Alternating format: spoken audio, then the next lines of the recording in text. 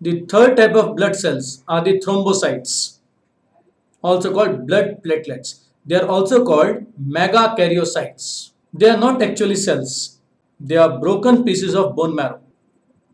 Their number is less than RBC and more than WBC. Round, oval, disc-like bodies, and they are without nucleus. They are 2 to 3 micrometers in diameter. Structure. They are flat fragments of the cells of the bone marrow. Their normal lifespan is about a week. When an injury is caused, the blood platelets releases certain chemicals which are called the platelet factors. A common platelet factor is thromboplastin, and these platelet factors help in clotting of the blood. Coming to general mechanism of blood coagulation. All researchers agree that blood clotting is a cascade mechanism. Cascade, if you do not understand the word, means a stepwise or a ladder-like mechanism. It involves 3 essential steps. The first step is formation of prothrombin activator. This prothrombin activator is formed in 2 ways.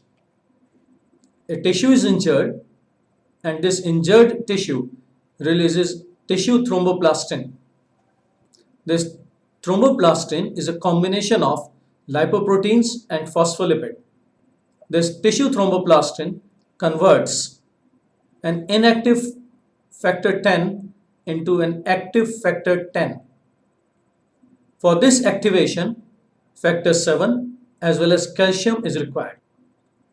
This active factor 10 along with factor 5 helps in prothrombin activation. Another method is the exposure to collagen of blood vessels activates factor 12, which is an inactive factor, to its active form, activated factor 12. This activated factor 12 activates factor 11, which is inactive factor, to active factor 11. This active factor 11 activates inactive factor 9 to active factor 9. This also requires presence of calcium. The active factor 9 further converts an inactive factor 10 to active factor 10, again in the presence of calcium. And this active factor 10 in the presence of fifth factor, factor 5, acts as prothrombin activation. So these are the 2 steps in the activation of prothrombin. Once prothrombin is activated, it has to be converted into its more usable form, thrombin. For this, we have extrinsic or intrinsic prothrombin activator converting prothrombin to thrombin in the presence of calcium. Next step is conversion of fibrinogen into fibrin. The active thrombin converts a soluble fibrinogen into an insoluble fibrin thread. This fibrin thread forms a network or a meshwork at the site of injury.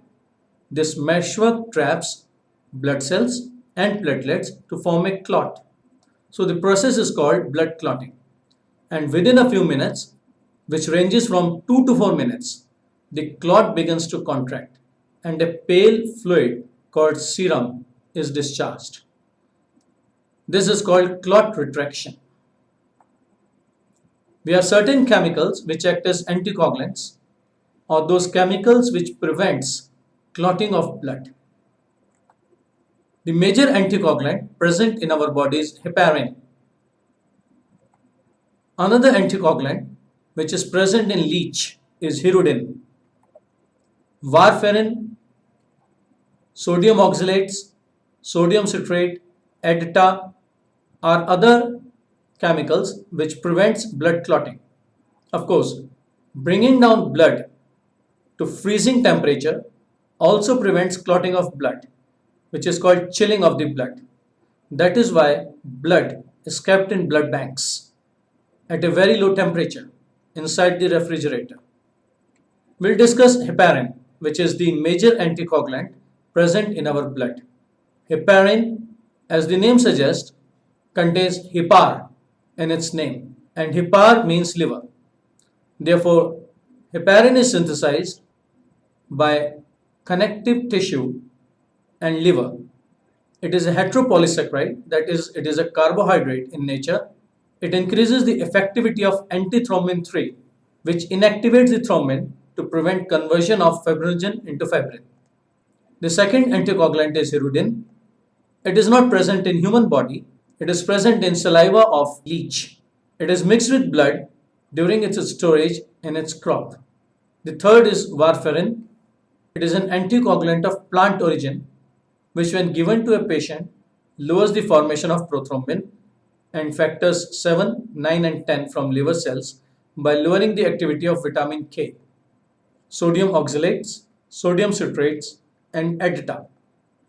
EDTA is ethylene diamine tetraacetic acid. It is used as an anticoagulant in blood banks. The oxalates, citrates, and EDTA binds with calcium. As calcium is removed from the blood, therefore blood does not clot. As these chemicals binds with calcium, therefore they are known as chelating agents. Chilling of blood. It also delays blood clotting as it lowers the activity of enzymes involved in blood clotting. Enzyme, as you know, requires an optimum temperature for its activity. Lymph, another liquid connective tissue. It is a mobile connective tissue as it comprises a fluid part which is called plasma and only one type of cells which are called lymphocytes. It does not contain RBCs or platelets.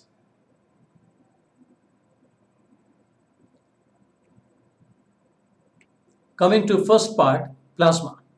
The plasma of lymph is similar to that of blood. However, it contains lesser number of blood proteins, less calcium, less phosphorus, but the glucose concentration is slightly on the higher side. The lymph corpuscles, only WBCs are present, and these WBCs are mostly lymphocytes. As we have just discussed, RBCs and platelets are completely absent from lymph.